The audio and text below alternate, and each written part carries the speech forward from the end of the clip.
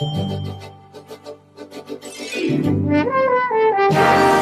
on our program, Jones and Company, and today we are talking about the economy of the Bahamas with Mr. Julian Francis Godfrey. Mr. Francis, you know the IMF, Jones and I saw a program the other day about the IMF in Jordan. They're having serious problems. Prime Minister had to resign. And the king, Abdullah, had to step in. And when you look at the IMF record in the Bahamas, one of your predecessors told me that one of the things they pointed out to the IMF, that the Bahamas have never defaulted. Right. Right? Yeah. And the Bahamas has always met its commitments. Yeah. And the Bahamas has never been an economy, even though the growth has not been what we would like, the growth has always been positive. And we've always had a capacity to earn foreign exchange and pay our way. And so his view is that they listen, but they don't necessarily adhere because they know the local situation. And the IMF, people just come looking at matrices and figures. But yeah, the thing is that the IMF has never had a how do you say, a hands-on involvement in the economy of the Bahamas like they have in many other countries in the world. Because of this point that you made, the Bahamas has not gotten itself to the point where it had to ask for tangible help from the IMF, which is the point at which the IMF can impose conditions on it. Exactly. We have not been in that position. So the interaction that we've had with the IMF over the years has been rather as a kind of sounding board to tell us, we think that these things are going right. We think you need to look at that, and so on. Yeah. Mm-hmm. Now we can choose to accept or not that counsel. Mm-hmm. And again, Peter Turnquist, the Minister of Finance, has said this. He has said, we're aware of what the IMF's saying, but we're not allowing them to tell us what to do.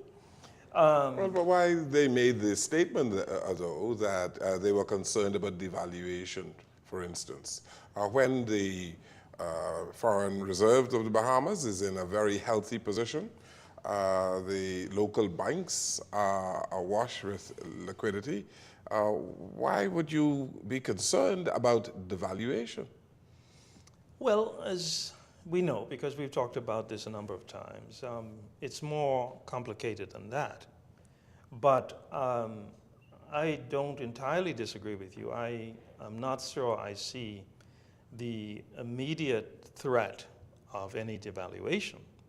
But I think what the point that was being made, again, was that unless we turn this around, we, before long, are certainly going to find ourselves in a situation where that is a very real risk.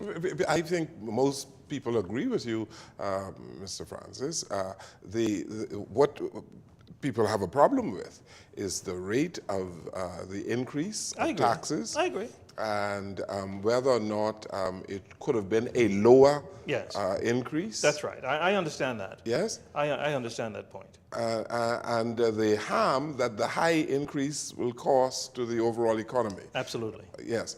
And then there is another concern on the part of some economists about whether or not the formula arrived at, or the formula used to get your 12% was the correct one, given the fact that you are giving so many exemptions. Yes. And there weren't any exemptions when you were doing 7.5%. Yes. And so the model has really changed. Correct.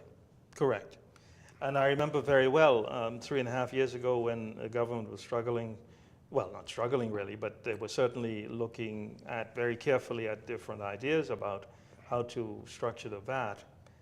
Finally, they were persuaded that the best model was no exemptions and a relatively manageable rate of taxation, 7.5%. I'm not an expert on that, so I can't really speak to that with any degree of comfort. But I assume, and again, in the absence of having the numbers that the government has been working with, the Ministry of Finance in particular has been working with, I don't think we can say whether this is the right formula to, kind of tweak it.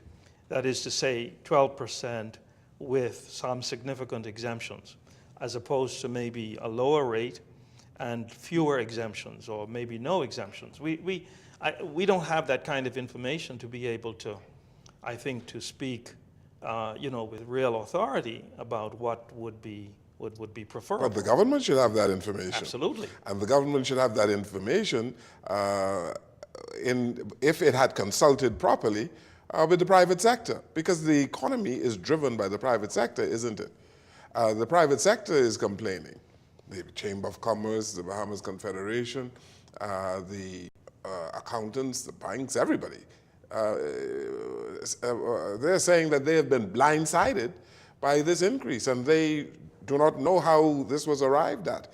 The people who were involved in the coalition to advise the government on that. Yes, I remember. They're saying that they don't understand how you got to 12%. Yeah.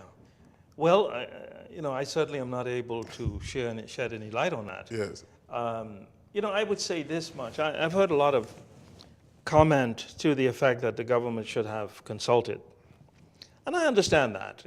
Obviously we want our government to be as open as possible, and to be more inclined to be open than not on these kinds of issues.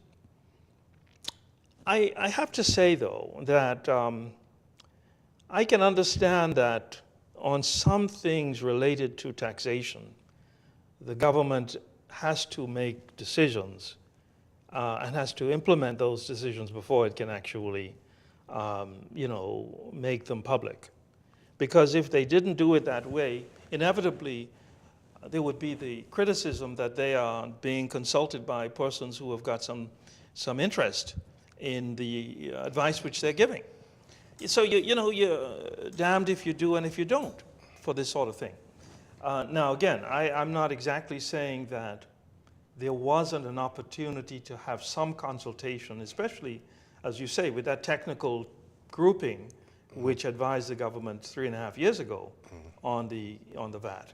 And that may have been a good idea. I honestly don't know. Mr. Francis, Yeah. as a former governor of the central bank, a few weeks prior to the budget presentation, Yeah. the central bank issued a report stating that 50% of Bahamians were in almost a survival state. Struggling. Struggling, right?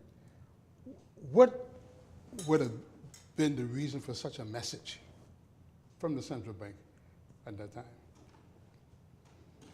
I don't know. The thing is, the central bank periodically does an assessment on the economy and different, aspects of the economy, and tries to inform the business community and the public And the public at large. Yeah, on what's going on in the economy. That's a part of the role. That report startled us. Well, Yeah, but given that report, Yes. should a government move to increase taxes? Given the report coming from the central bank, that is autonomous, really. yeah. Should you increase taxes after you know from your central bank that 50% of your population is really struggling to make ends meet? Okay. Now, I think from my point of view, we come to a point in this discussion where maybe we have to recognize something. Again, I am not sure that it would have been avoidable, Yes. some increase in taxation. I'm not sure that would have been avoidable. In other words, it is quite possible, and I think I would almost say likely, that indeed the government has concluded, with the advice that they get as well, that we are at the point where we need to do something about this now. But that is agreed. Yeah, but if that's the case, That is agreed. then the only question becomes, what exactly do we do? That is agreed, Mr. Francis. No, but we're talking about how you go about it. Okay, but let's pick up where we left off a little while ago. You said that the choice would be between growth and maybe taxation. Well, but we saw a growth. We saw an upward trajectory in the economy. The Minister of Tourism, for instance, was boasting about air arrivals and an occupancy rate in the Director General of Tourism just a few days ago, talking about the increase in tourism in Abaco and Exuma and Eleuthera, and then she talked about what Bahama is doing. Yeah. That is our number one industry. yes, but that's only one quarter. So, That's only one quarter, and what you're comparing with, if you look at the first quarter last year, first quarter 2017, the tourism sector shrunk by something like close to 10%. yes, but not now. No, I'm saying though, if you're comparing to a negative 10, then clearly almost anything that But if you had 30% above what you did, No, it's not 30%. that is what she said. No, it's not 30%. I don't think she said that.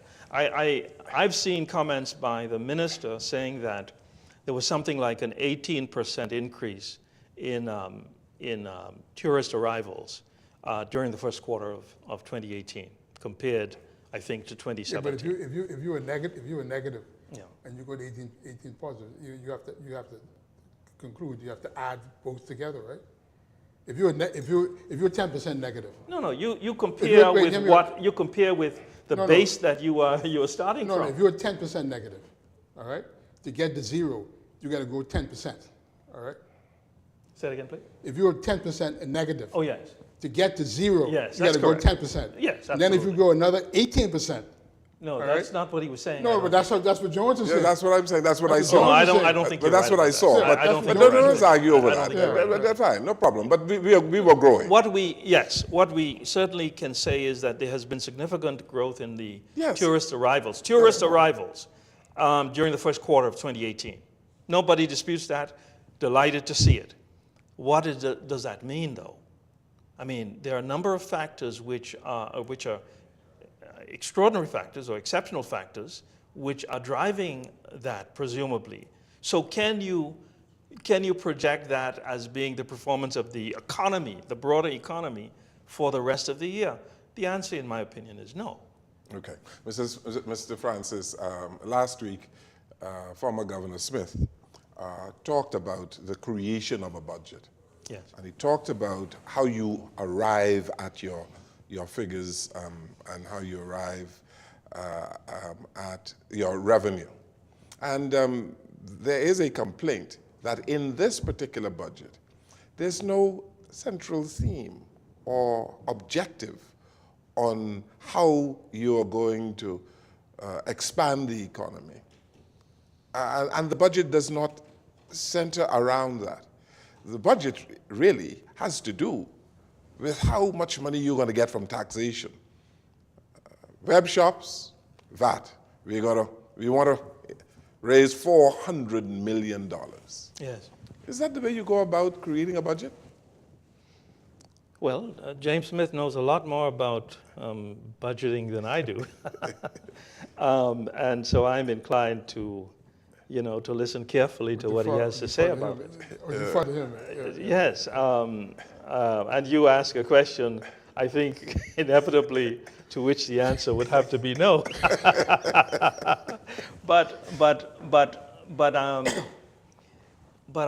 If I think back at budgets in recent years, and again, some of the ministers who have been responsible for them might disagree with this.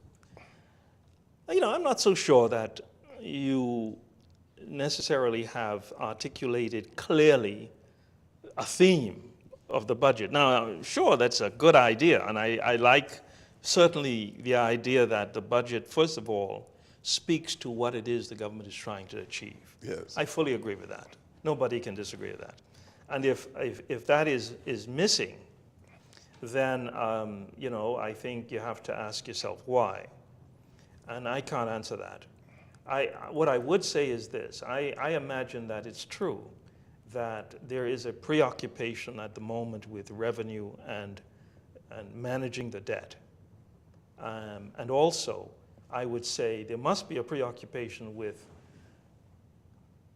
doing as little harm to economic growth as is at all possible. In other words, you're trying to find a balance between these various different objectives. You want to see the economy growing. You want to be able to raise enough revenue to begin to pay down the debt and to prepare for the short-term future, WTO issues and that sort of thing. And you want to ensure that the employment throughout the economy is not overly compromised and is even facilitated if possible. Clearly, balancing those objectives is not an easy job. Now, I just want to, in order to just be very clear about this, I agree with you. Intuitively, for me, 3 years is a brutal fix. It would have been better, in my opinion, if this could be done over a slightly longer period. Anything would have been better, maybe 5 years as opposed to 3. If it were possible to increase taxes, which, you know, would be deemed to have to increase at a lesser rate, it certainly would have been preferred. Let's take a final break here. This is Jones & Company. This is our final break on the program. We'll come right back.